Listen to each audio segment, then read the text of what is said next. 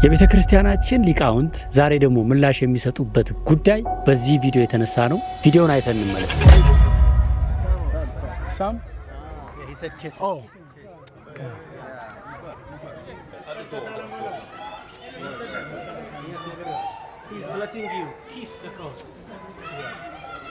Ronaldo or Messi? Ronaldo.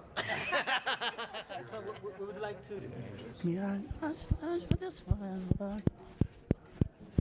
Oh, that's the tomb? Yeah, you can come in here. And I can come in? Yes. That's His Majesty, the Emperor Haile Selassie. The Emperor? Thank you for the blessing, sir.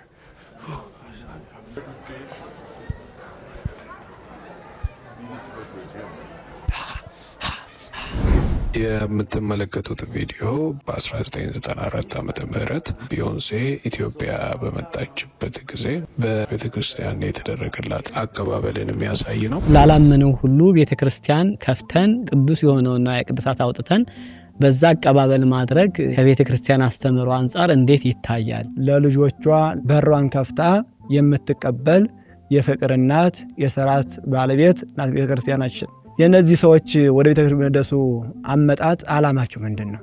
በመጀመሪያ ደረጃ በሥርዓቷ፣ በስምርቷ፣ በዜማዋ ተስበው ሕይወታቸውን ለመለወጥ ነው ወይስ በእነሱ ሥርዓት አልበኝነት ህዝቧን ለመለወጥ ነው የመጡት?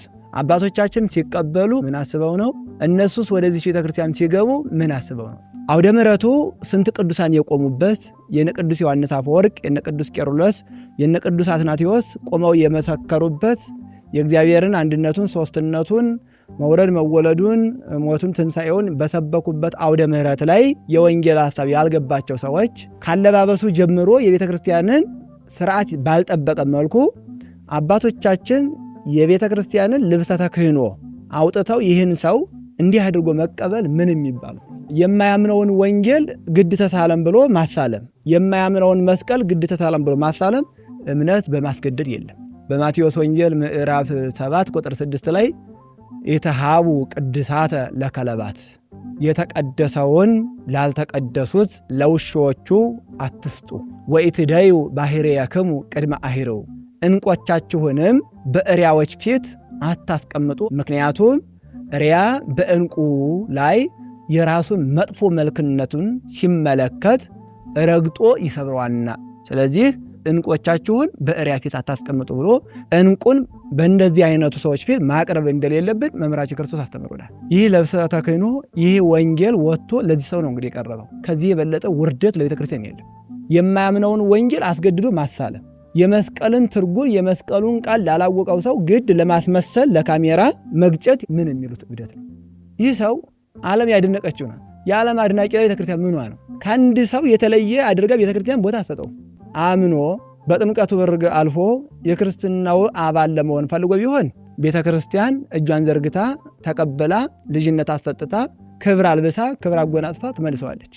የዚህ ሰው አመጣጥ ግን እንደዚህ አይደለም። ታዋቂ ስለሆነ ቤተክርስቲያን ይሄ ታዋቂ ሰው ይገልጣታ እንዴ? ቤተክርስቲያን እኮ አይደለም በምድር በሰማይ ታወቀች። እንተ በምድር ሰራዊሃ ወበሰማይ ጹቂሃ፣ ስሮቿ መሰረቶቿ በምድር የሆነላት በሰማይ ጫፎቿ የደረሱላት ቅዱሳን ሕያዋን መላእክትና ቅዱሳን ምእመናንና ምእመናት የሚገናኙባት የሁሉም ህብረት መገለጫ ናት። እሱን ከቤተክርስቲያን ፎቶ አንስተን በዚህ ግለሰብ ቤተክርስቲያን ለማሳወቅ ነው ወይስ ምንድነው ሂሳቡ? ይህን ልብሰ ተክህኖ ለዚህ ሰው ማውጣት ፈጽሞ የሌለ ነው። ልብሰ ተክህኖ የሚወጣው ወንጌል ወጥቶ የምንቀበላቸው የውስጥም ሆነ የውጭ አባቶቻችን ወንጌልን ዘርተው በምእመናን ሕይወት ለፍሬ አብቅተው የሚመጡ ብፁዓን አባቶቻችን ጳጳሳት፣ እንዲሁም የወንጌል ገበሬዎች የሆኑ ቤተክርስቲያን በመምህርነታቸው የምትኮራባቸው የምታመነባቸው የወንጌል ገበሬዎች እንደሆኑ ለመድረስ ብፁዓን አባቶቻችን ወንጌሉን አንብበው ተርጉመው የሚያስተምሩን አባቶች ስለሆኑ በአባቶቻችን ስላደረው ስለ ስልጣነ ክህነቱ እነሱንም አባቶቻችሁን አክብሩ ተብለናልና አባቶቻችን ለማክበር ስንል ካህናቱ የሚገባውን ልብሰ ተክህኖ ለብሰው ወንጌሉን ይዘው መስቀሉን ይዘው የወንጌሉ ፍቅር ለገባቸው የወንጌሉን ሚስጥር ለሚተረጉሙት በክብር ቤተክርስቲያን ትቀበላለች። ከዚህ ውጭ ግን ለአንድ ግለሰብ እንግዳ በዚህ አይነት መልኩ በቤተክርስቲያን አውደ ምሕረት አስገብቶ በቤተክርስቲያን ልናያቸው የማይገቡ እንቅስቃሴዎችን ገባ፣ አየ፣ ሰገደ፣ ለመስቀሉ ለወንጌሉ ክብር ሰጠ። ቢያንስ እንኳን ቢነግሩት እንኳን ወደ ቤተ ክርስቲያን ሲገባ ምን ተደርጎ እንደሚገባ አንድ ነጠላ እንኳን ጣል አላረጉበት ሳያምን እንዲህ ብሎ ይሆናል። ስለዚህ ይህን ሰው ወደ ቤተ ክርስቲያን ማስገባት፣ ለዚህ ሰው ይህን ልብሰ ተክህኖ ማውጣት፣ ለዚህ ሰው ይህን ወንጌል ማውጣት እንቁን በእሪያ ውስጥ እንደመጣል በቁምጣና በማሊያ ኳስ ተጫዋች መስሎ በአውደ ምሕረቱ እንዲህ ሲዘል ሲገላበጥ ማየት ይሄ ከባድ ነገር ነው። በዚህች ቤተ ክርስቲያን ውስጥ ጫጫታ ማድረግ፣ ሳቅ ስላቅ መፈጸም፣ መራገጥ፣ ሌላም ቀልድ ነገሮችን ማድረግ በጣም የሚያስቀጣ በእግዚአብሔር ዘንድ የሚያስጠይቅ ነው። ስለዚህ ሰውየው በዓለም ምንም ሊሆን ይችላል። አይደለም የማያምን ሰው ክርስትናን ያልተቀበለ ሰው ይቅርና በክርስትና ውስጥ ያለ ሰው በዓለም ልዩ ልዩ ክብር ሊኖር ይችላል። ዝና፣ እውቅና፣ ስልጣን ሊኖረው ይችላል። ወደ እግዚአብሔር ቤት ሲመጣ ግን እነዚያን ሁሉ ኮፍያዎች አውልቆ ነው የሚመጣው። ምእመን ሆኖ ነው የሚመጣው። ሊቀ ነቢያት ሙሴ ወደ ደብረ ሲና ሲቀርብ ምንድን ነው የተባለው? እንግዲህ መሪ ነው፣ ለእግዚአብሔር ቅርብ ነው። ግን ወደ ተቀደሰው ቦታ ከመቅረብ በፊት የምትረግጣት መሬት የተቀደሰች ናትና የእግርህን ጫማ ከእግርህ አውልቅ የተባለ።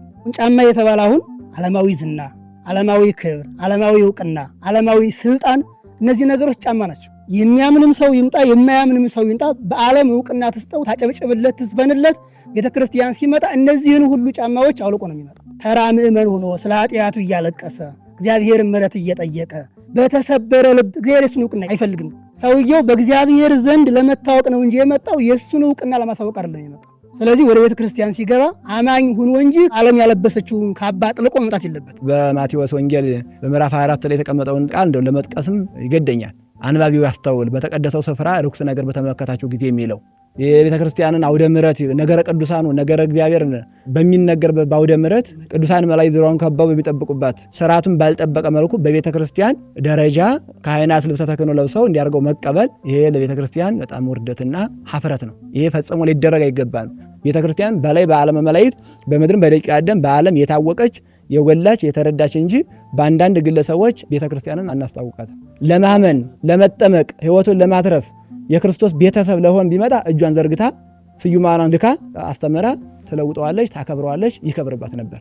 የዓለም ታዋቂ ነውና እሱን እነዚህ አያይዘን ስነ ቤተ ክርስቲያን እናስታውቃለን ብለው ከሆነ ፈጽመው ተሳስተዋል። ትልቅ ስህተት የተፈጸመው ተቀባዮቹ ጋር በኦሪት ዘሌዋውያን ምዕራፍ 10 ከቁጥር 1 እስከ 3 ድረስ ናዳብና አብዩድ የሚባሉት የአሮን ልጆች መሥዋዕቱን የሚያቀርቡ በእግዚአብሔር ቤት ሁልጊዜ የሚያገለግሉ እነሱ አንድ በደል ሰሩ። እሳቱ በመሥዋዕቱ ላይ ሁልጊዜ ይነዳል፣ አይጠፋም። ያ ደግሞ ሰማያዊ እሳት የምድር እሳት አይደለም። እናሱ በስንፍናቸው ጠፋባቸው። ሲጠፋባቸው ወደ እግዚአብሔር ማመልከት ሲገባቸው ይህም እሳት ያም እሳት አሉና ሌላ እሳት ከሰፈር ጭረው አምጥተው መሰወር ያደረጉ። ይህን ባደረጉበት ቅጽበት ከእግዚአብሔር ፊት እሳት ወጥታ በላቻቸው። ሌላ እሳት ስለጫሩ፣ ሌላ እሳት ስላመጡ። አሁን ሌላ እሳት ማለት ምን ማለት ነው? ቤተ ክርስቲያኒቱ ሰማያዊ ክብር ነው ያላት፣ ሰማያዊ ስርዓት ነው ያላት፣ ሰማያዊ ውበት አላት፣ ሰማያዊ አምልኮ፣ ሰማያዊ ዜማ፣ ሰማያዊ ዝማሬ አላት። ወደዚህ የዓለምን እሳት ጭሮ ማስገባት ማለት ልክ እንደ ናዳብና እንደ አብዩድ በእሳት መበላት የሚያስቀጣ። ስለዚህ የጫርናቸው ብዙ እሳቶች አሉ መወገድ ያለባቸው። እግዚአብሔር ያለው በጩኸትና በግርግር ውስጥ ሳይሆን በዝምታ ድምፅ ነው ያለው። በዚያ በአውደ ምሕረቱ ቁሞ ምን እንዲናገርላቸው ነው የፈለጉት? እንዲዘምር ነው? እዝሉን ግዕዙን አራራዩን ሊቀኝላቸው ነው? ወይስ የዓለምን ስላቅና ጨዋታ እንዲናገርላቸው? በአውደ ምሕረቱ ላይ ቅዱስ ቃሉ በተዘራበት አውደ ምሕረት ላይ ያንን አሉባልታ ሲናገር ሲሰማ ምን አሉ ተቀባዮቹ? አሁን መንፈሳዊነት ከዓለማዊነት የተቀላቀለብን ይመስለናል። ዘማሪው ከዘፋኙ፣ ዘፋኙ ከዘማሪው የማይለይበት፣ ሰባኪው ከኮሜዲያኑ፣ ኮሜዲያኑ ከዘፋቂ የማይለይበት ሰዓት ላይ ደርሰናል። ስለዚህ ይህን በቸልታ እያለፍነው በሄድን ቁጥር ነገ የከፋ ዋጋ ቤተክርስቲያን ያስከፍላታል።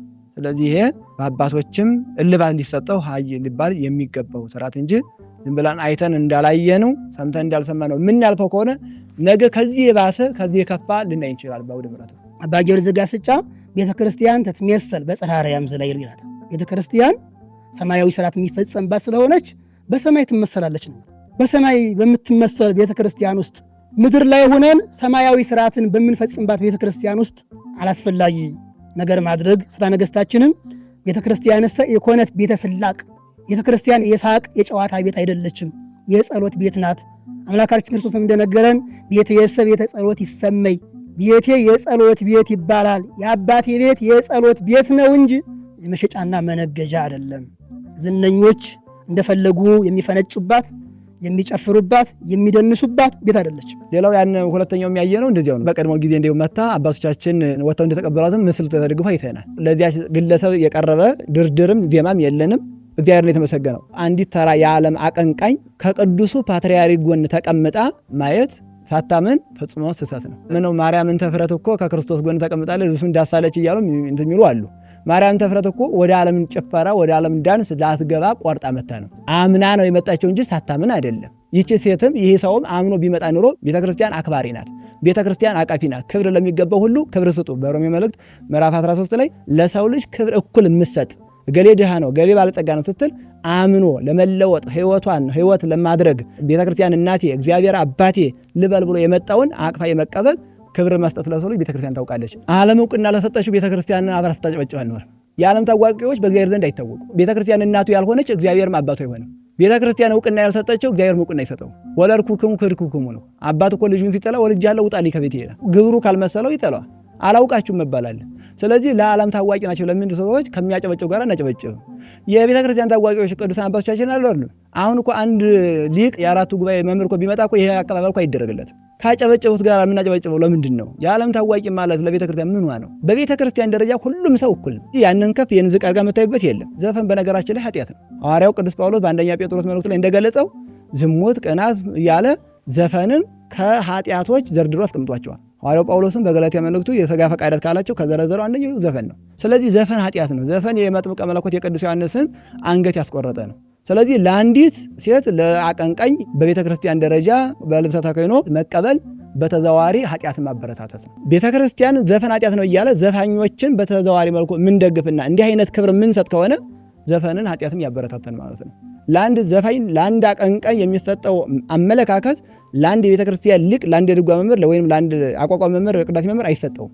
ስለዚህ በብዙዎች ዘፋኞች በዓለ ዕረፍት ብዙዎች አባቶች ሲታደሙ እናያለን። የአንድ ቤተ ክርስቲያን እድሜ ልኩን በቤተ ክርስቲያን የኖረ የቤተ ክርስቲያን የጀርባ አጥንት የሆነ አገልጋይ ግን ሲያርፍ አባቶቻችን ተገኝተው ጸሎተ ሜዳን አድርገው ህዝቡን ሲያጣምሩ አንመለከትም። ይሄ ምንድን ነው ከተባለ ለዘፋኝነት የምንሰጠው ክብርና ለመንፈሳዊ መዝሙር የምንሰጠው ግምት በጣም የወረደ ነው። ቅዱስ ዮሐንስ አፈወርቅ ምንድን ነው የሚለው? ዝሙትና የሥጋ ስሜትን በሚያስተናግድ ዘፈን ሰይጣን ወደ ሰው ልቡና ይገባል ይላል። ዘፈን ለብዙ ኃጢአቶች የሚዳርግ የሥጋ ፍላጎትን ለወደ መጥፎ ሐሳብ የሚያመራ ስለሆነ ለአንድ ዘፋኝ ልብሰ ተክህኖ አውጥቶ መቀበል ቤተ ክርስቲያኒቱን እንደ መናቅ፣ የቤተ ክርስቲያኒቱን ሕይወት አለመረዳት፣ የወንጌልን ሐሳብ ጠንቅቆ አለማወቅና አለመሳወቅ ስለሆነ አንድ የዓለም ታዋቂ ነው የባይት የሚባል አካል ነገም ሲመጣ ቤተ ክርስቲያናችን በዚህ አይነት መልኩ እንዳትቀበል ብፁዓን አባቶቻችን እንደዚህ አይነቱን ክስተት እልባት ሊሰጡ ይታስገባል እንጂ ይህ ነገር ሊደግም አይገባል። በነገራችን ላይ አንድ ዘፋኝ እኮ እየዘፈነ በዚያ መካከል የሆነ መዝሙር አውጥቶ ለቤተ ክርስቲያን የሆነ ድጋፍ ቢሰጥ እናበረታተዋለን እንጂ መጀመሪያ ሕይወቱ እንዲለወጥ ከዘፈን ውጣ እንለው። ገንዘቡን እንጂ ሕይወቱን አንፈልግም ማለት ነው። መጀመሪያ ቤተ ክርስቲያንን ባገኘው ገንዘብ ከመደገፉ ይልቅ ሕይወቱን መጀመሪያ ማግኘት አለበት። ቤተ ክርስቲያን ራሱን ይስጥ ነው መጀመሪያ። ከዘፈኑ ይውጣና ንስሐ ይግባ። በነገራችን ላይ ዘፈን በአደባባይ የሚሰራ ኃጢአት ለብዙዎች ሰዎች መሳት የሚሆን ነው። ስለዚህ ዘፈን የአደባባይ ኃጢአት ስለሆነ ንስሐውን በአደባባይ ነው። ከዘፈን ሳይወጡ መዝሙር ዘምሮ የመዝሙሩን ሽያጭ ለቤተ ክርስቲያን መዋል እንደዚህ አይነቱ ስጦታ እግዚአብሔር አስደስተው። የሚያስደስተው ዘፋኙ ከዘፈኑ ወጥቶ ኃጢአቱን አስቦ አንድ ዘለላ ቢያለቅስ ስለ ኃጢአቱ በእግዚአብሔር ዘንድ ሚሊዮን ብር ከመስጠቱ በላይ ይቆጠርለታል። እንደ ማርያምን ተፍረት ያንን የዓለም ዝክንትሉ አንትታ ጭፈራው አንትታ ቆርጣ ዳግም ላለመመለስ መታ ቢሆን በቤተ ክርስቲያን እንዲያርገው ቢቀበሏት በአንድ ሀጥ መመለስ አይደለም የሚለው አይደለም። በሰው ልጅ ይቅርና በመላእክት ዘንድ ትልቅ ደስታ ይደረጋል። አንድ ሀጥ ሲድን ቅዱሳን መላእክት እንኳን ደስ ይላቸዋል። እኛ ደግሞ የስጋችን ቁራጭ አጥንታችን ፍላት ወገናችን እህታችን ወንድማችን የወንጌል ሰዎች ሆነው በወንጌል ትእዛዝ ተጠምቀው ክርስትናን ቢቀበሉ ኑሮ ደስታችን እጥፍ ድርብ ይሆናል። የሚገባቸውን ነጭ አለብሳ ነጭ አጎናጽፋ አጥምቃ ሜሮን ቀብታ ማተባ ሰራ ስጋው ደሙን አቀብላ እንዲያርጋ ትሞሽራቸዋለች።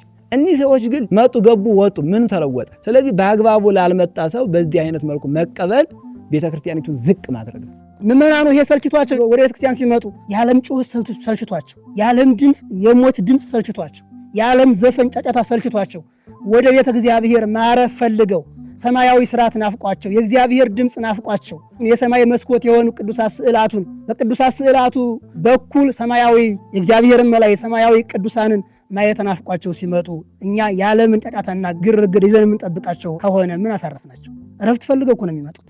ስለዚህ አገልጋዮች የናዳብና የአብዩድ ነገር እንዳይደርስብን የአፊንና የፊናስ ነገር እንዳይደርስብን። አሁን ለምጹ የሥጋ አይደለም። በብሉይ ኪዳን የመቅሰፍት ዘመን ስለነበረ የፍዳ የኮነኔ ዘመን ስለነበረ አንድ ሰው ኃጢአት ሲሰራ ለምጽ ይወጣበታል። አሁን ግን ለምጹ የነፍስ ነው፣ የበደል ነው፣ ኃጢአት ነው፣ ከእግዚአብሔር በረከት የሚያረቅ ነው እና አገልጋዮች ሳንፈቅድ ሳንወድ እንዲህ ያሉ ሰዎች አይመጡ።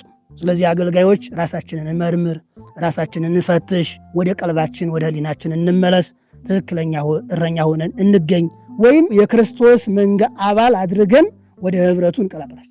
ከዚያ ውጭ ግን የተደረጉ ነገር በጣም የሚያሳዝን ነገር ስለሆነ ቤተ ክርስቲያን ውስጥ በዚያ መልኩ መቀለድና መጨፈር ይሄ በጣም እግዚአብሔርን የሚያሳዝን ለሀገርም ለሕዝብም መቅሰፍት የሚያመጣ። ክርስቶስ አምላካችን ሲሰድቡት አልተሳደበም፣ ሲገርፉት ተተራ አላነሳም።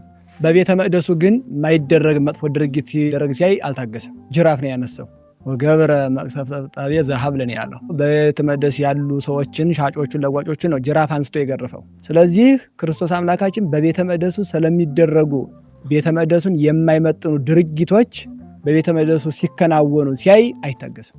እስመ ቅንዓተ ቤትከ በልዐኒ ተብሎ እንደተጻፈው ጅራፉን አንስቶ ሻጮቹን እስከሚሸጡት ድረስ እንዳስወጣው ሁሉ በቤተ መቅደስ ስለሚደረገው የቤተ ክርስቲያናዊ ስርዓት ክርስቶስ አይታገስም። አንድ አባት ሲናገሩ ስማ ምንድን ነው ቤተ ክርስቲያንም ሆነች ዓለም የምትታወቀው መንፈሳውያን ያልሆኑ ሰዎች መንፈሳዊ ስራ ሲያከናውኑ ነው ብለዋል።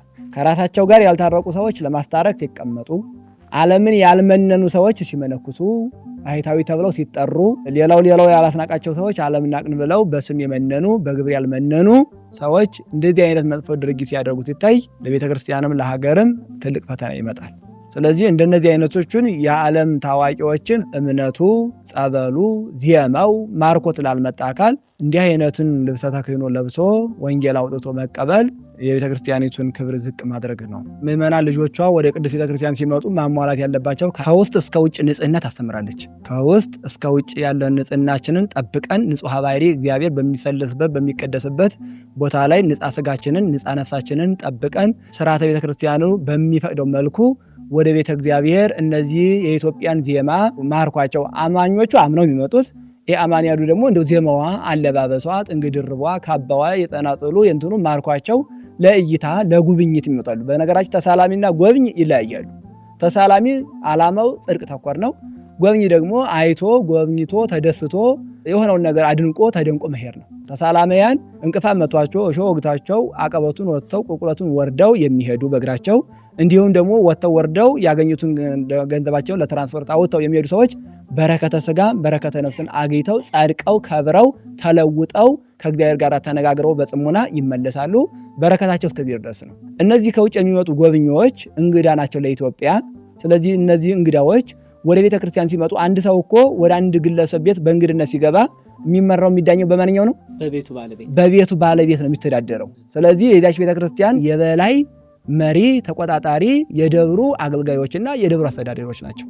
ስለዚህ ያችን ቤተ ክርስቲያን ብሎ ናፍቆ ህንፃዋን ለማየት ጽድቁን ለማግኘት የመጣ ሰው ሁሉ የሚገባው በደብሩ ወይንም በገዳሙ ስርዓት በሚፈቅደው መልኩ ገና ሲገባ ይነገረዋል። ይሄ አይደረግም ይሄ አይደረግም ተብሎ ተነግሮት በዚያ መልኩ የማይስተናገድን እንግዳ ማስተናገድ ተገቢ አይደለም። ወደ ቤቱ የመጣ እንግዳ በቤቱ ስርዓት እንደሚመራ ሁሉ ወደዚያች ቤተክርስቲያን የመጣው የቤተክርስቲያን አገልጋዮች የበላይ የደብሩ አገልጋይ እስከመሆናቸው ድረስ ስርዓተ ቤተክርስቲያን በጠበቀ መልኩ ጎብኚዎችም ተሳላሚዎችም ተስተናግደው ክብር ለሚገባው ክርስቶስ ብሎ የለ ቅዱስ ጳውሎስ በመልእክቱ ክብር የሚገባው እግዚአብሔር የሚመለክበት የሚሰገድበት ማኅደረ እግዚአብሔር የሆነችው ማኅደረ መለኮት ለሆነችው ለቤተክርስቲያን ክብር መስጠት አለባቸው። አማኒውም ባያምንበትም ጫማውን አውልቆ የቤተክርስቲያን ልብስ አለባበስ ለብሶ ወደዚያ ቤተክርስቲያን ሲገባ ምን ማድረግ እንዳለበት የቤተክርስቲያኑ ስርዓት ተነግሮት ገብቶት አይቶ ተመልክቶ ፎቶን አንስቶ መሄድ አለበት እንጂ የቤተክርስቲያኒቱን ስርዓት ባልጠበቀ መልኩ የቤተክርስቲያኑን ክብር ዝቅ በሚያደርግ መልኩ ገብቶ ሊስተናገድ አይገባም። እነዚህ አካላት እንደው ክብሩን ባይጠብቁ ቢገቡ የሚጎዱት እነሱ ናቸው። ቤተክርስቲያን የረከሱትን ትቀድሳለች እንጂ በረከሱት አትረክስ። ኃጥአኑ የክርስቶስን ልብስ ሲዳስሱ ተፈወሱ እንጂ በሱ ላይ ምንም እንትን ያለው እንዳለ የአማኒው አለማመን የቤተክርስቲያኒቱን ቅድስና ዝቅ ያደርጋት። ምክንያቱም ቤተክርስቲያንን የቀደሳት ሊቀ ቀዳሳያን መንፈስ ቅዱስ ነው። ግን ሊቀ ቀዳሳያን መንፈስ ቅዱስ ቢቀድሳትም የቤተክርስቲያኒቱ ቅድስና በተጠበቀ መልኩ ጎብኝቶ ሊሄድ ይገባዋል። ቤተክርስቲያናችን አስተምሮ መጽሐፍ ቅዱሳዊ ስርዓታችን አንድ ክርስቲያን ወደ ቤተ መቅደስ ሊገባ የሚጠበቅበት ንጻ ስጋና ንጻ ነፍስ አለ።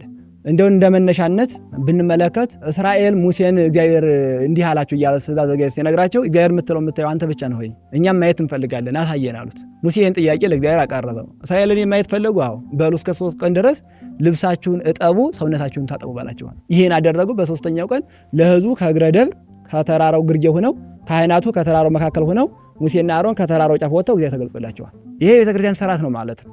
ስለዚህ በዚህ መልኩ ንጻ ስጋቸውን ንጻ ነፍሳቸውን ጠብቀው ጎብኚዎችን ተሳላሞቹ እንዲገቡ ይህን ኃላፊነት የደብሩ አገልጋዮች የበላይ ተቆጣጣሪዎች ካህናቱ ደግሞ እነዚህ ነጮቹን ቱሪስቶችን የሚያስጎበኙትን ሥርዓተ ቤተክርስቲያኑ የሚፈቅደው ገና አስቀድመው ሲገቡ እንዲህ ነው፣ እስከዚህ ድረስ ንጻናችሁን ጠብቃችሁ በዚህ ሰዓት እንዲህ ብላችሁ ገብታችሁ ትወጣላችሁ፣ ይህን ያላደረገ መጎብኘት የለበትም ብሎ ባያምኑበትም የቤተክርስቲያኑ ሥርዓት አስተምሮ መነገር አለበት። በዚያ ቤት እስካለ ድረስ የሚመራው በዚያ ሥርዓት ነው። ከዚያ ውጭ ሲሄድ እንደፈለገው መሆን ይችላል።